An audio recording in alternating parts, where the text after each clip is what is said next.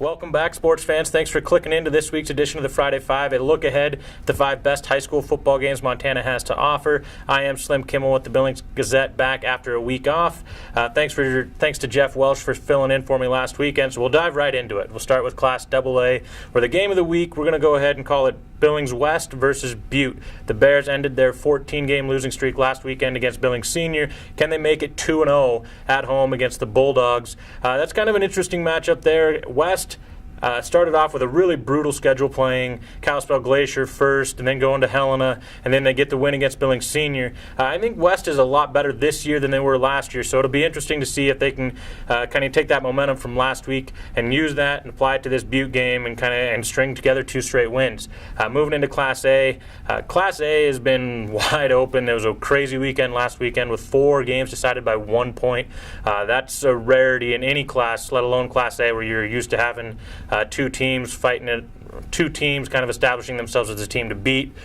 This year, there's a lot more competitiveness in the class, but we're going to go back with Billings Central and Dillon as a game of the week. We're used to those 2 teams playing well. We're not used to one of those teams coming in off of a loss. Billings Central losing at Butte Central last weekend, so it'll be interesting to see how the Rams respond after their first regular season loss to a team other than Dillon since 2005. Also, keeping an eye on that Belgrade-Miles City game.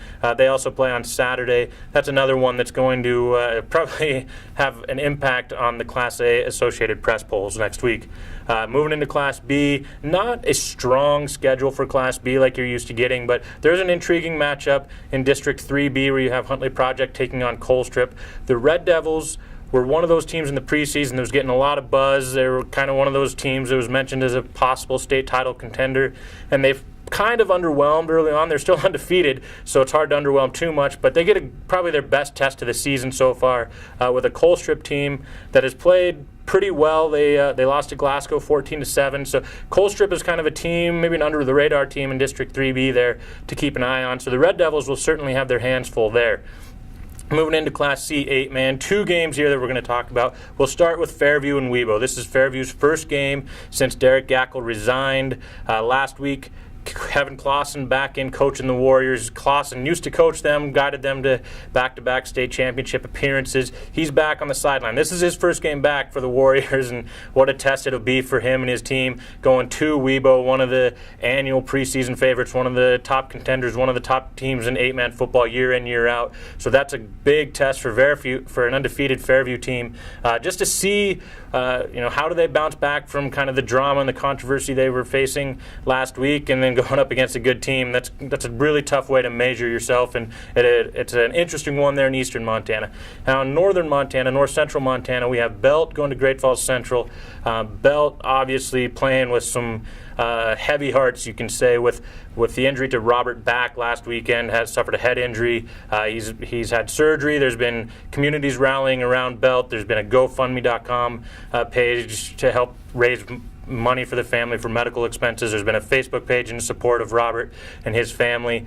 So the Huskies will be playing with a heavy heart, but it's Class C football. The communities band together.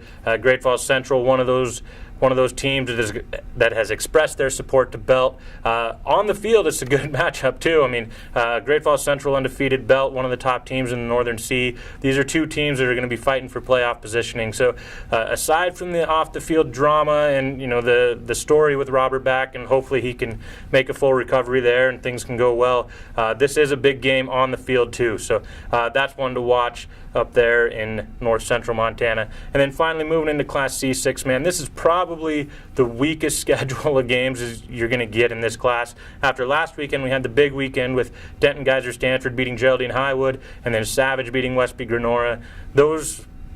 Denton Geyser Stanford's the number 1 team in the polls. Savage, Hot Springs, Geraldine Highwood, those are kind of your top 4 teams in the class, and they've kind of established themselves with that and separated themselves a little bit. This week, you have Geraldine Highwood playing North Star.